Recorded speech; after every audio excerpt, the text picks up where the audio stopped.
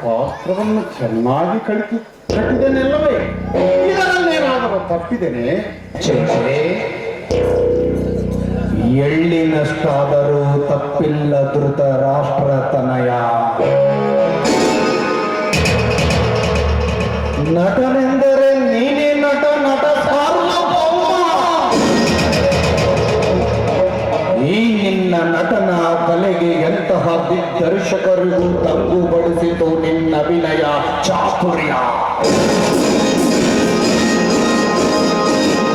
ದುರ್ಯೋಧನ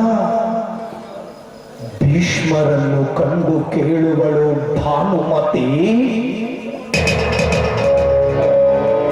ಬಿಚ್ಚಿ ಕೊಡುವಳು ಜನಸ್ತಂಭ ರತ್ನವನ್ನು ಆ ಸುಮತಿ. ಆಗ ನೀನು ಮರಣ ಮೀರಿದ ಮೃತ್ಯುಂಜಯ.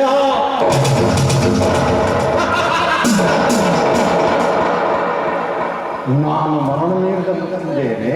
ಹೌದಯ್ಯ ಹೌದು.